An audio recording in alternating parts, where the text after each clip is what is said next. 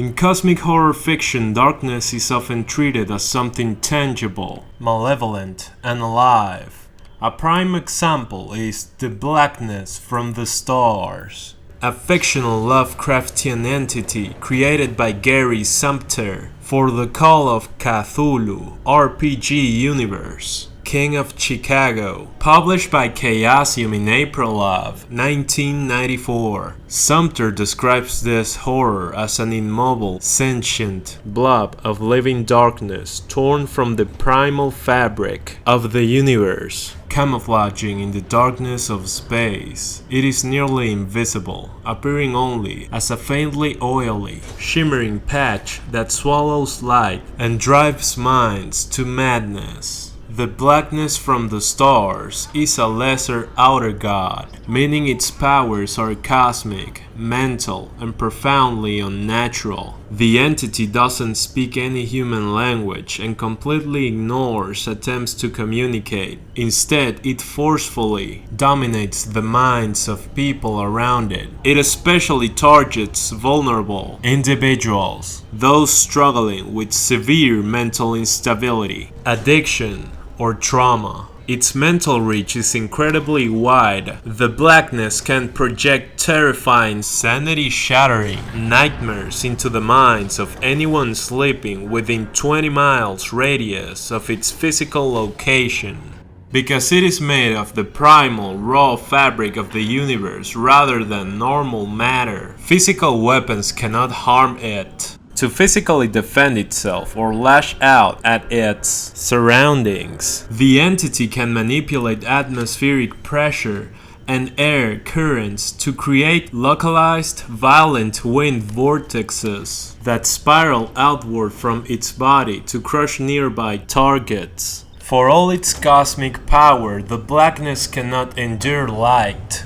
Direct sunlight will violently sear its form into absolute dust. Even a dim artificial light source, like a candle or flashlight, causes physical pain and can actively damage its mass. Because of this, it is permanently forced to hide in total pitch black darkness. The entity has a very specific combat record in the Mythos timeline, tying it directly to a massive real-world historical disaster like the Great Chicago Fire of 1871. According to Sumter's lore, a secretive human cult known as the Celestial Providence gathered in Chicago on Sunday, October 8 of the same year. Deep in the basement of an old Baptist church, they performed a dark ritual and successfully summoned the Blackness down from the center of the universe. However, the ritual went catastrophically wrong. The sheer energetic friction of its cosmic arrival sparked a colossal blaze.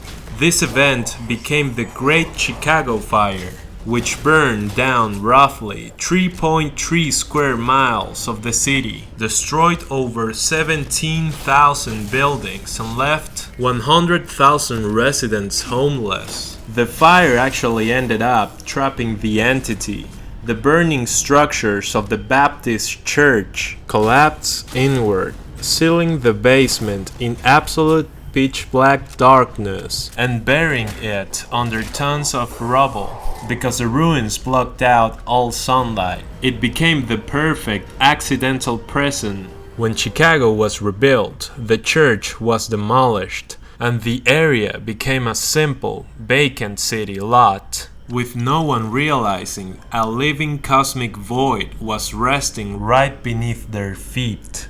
Decades later, during the Prohibition era, a mobster named Johnny Premoli, a member of the North River Gang, discovered the basement and the entity. Driven by greed and madness, Premoli used the city's desperate derelicts to feed and worship the mass. He attempted to use the entity's mind-controlling abilities and raw power to stage a violent coup, hoping to overthrow the city's reigning mafia bosses and take over Chicago's criminal underground.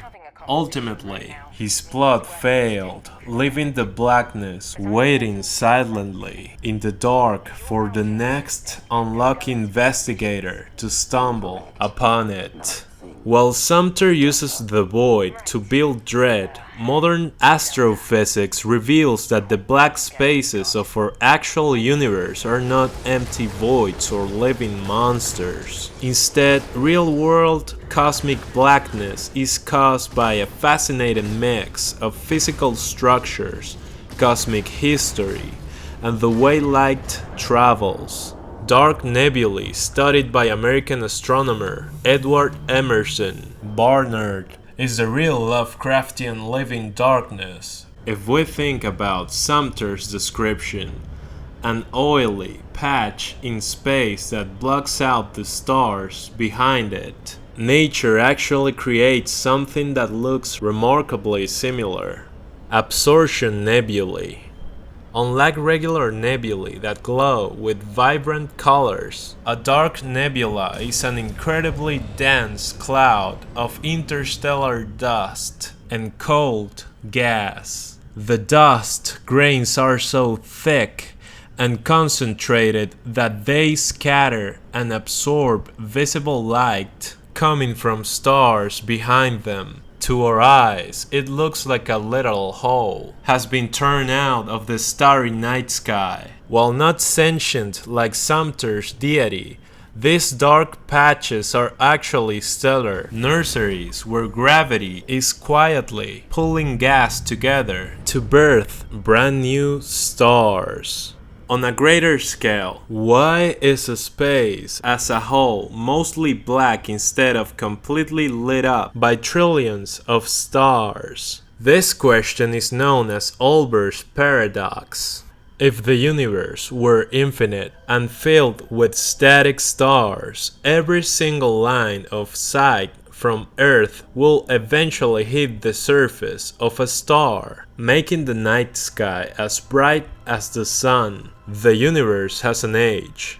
Today, June 8, 2026, is roughly 13.8 billion years old. Because light travels at a finite speed, we can only see light that has had enough time to reach us. Stars further away than 13.8 billion light years are invisible to us simply because their light is still on its way. The universe is constantly expanding. As light travels across expanding space, its wavelength stretches out.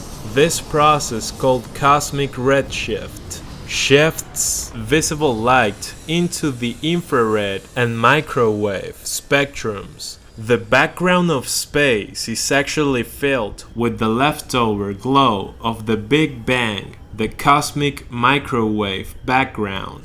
But it has stretched so much that human eyes can no longer see it, leaving us with a dark void. The universe features massive regions called cosmic voids. The universe's matter isn't distributed evenly. It looks more like a vast, three-dimensional spiderweb. Galaxies and stars cluster along bright filaments, while immense spaces between those webs contain almost no galaxies at all. These voids can stretch across hundreds of millions of light years. They are the closest things to true nothingness in the universe. Not because a mythical beast is consuming light, but because gravity has pulled most matter away into dense galaxy clusters. Gary Sumter's The Blackness from the Stars taps into our primal fear of what hides in the dark.